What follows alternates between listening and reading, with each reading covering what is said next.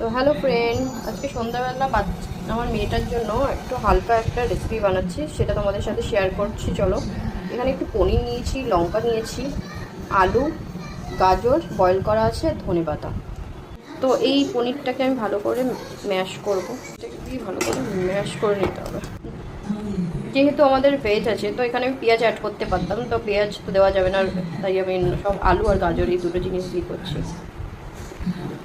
তো এইটা দিয়ে ভালো করে ম্যাশ হলো, ওটা দিয়ে হচ্ছিল না, এটা দিয়ে ভালো করে আমি এটাকে ম্যাশ করে নেবো। যেসব বাচ্চারা আলু বা গাজর খেতে চায় না, এই রেসিপিটা করে দিতে পারেন, কোনো অসুবিধা নেই খেতে। এবার দিচ্ছি স্বাদ অনুযায়ী একটু নুন, এবার দিয়ে দিচ্ছি একটু সুজি।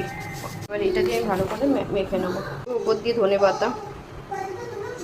ধনেপাতাটা দিয়ে এটা দিয়ে একটু মেখে নিয়ে এর মধ্যে আমি দুটো কাঁচা লঙ্কা কুচিয়ে দিলাম।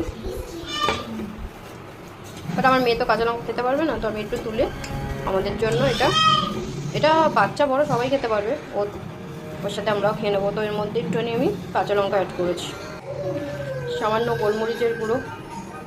এইভাবে 10 মিনিটের জন্য রেখে দেবেন, কারণ সুজি আছে। এটা তাওয়াতে আমি তেল দিয়ে দিয়েছি, আর এখানে আমাদের জন্য করছি, তো আমার র্যাপ করে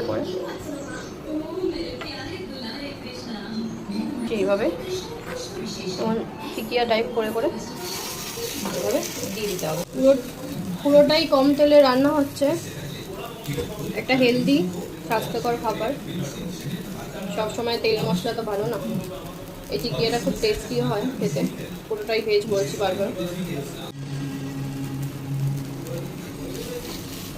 এক পিট করে ভাজা হয়ে গেছে, আর এক পিট করলেই হয়ে যাবে। উপর দিয়ে আমি হালকা করে বাটারগুলোকে লাগিয়ে দেবো অল্প অল্প করে। অলমোস্ট রেডি হয়ে গেছে।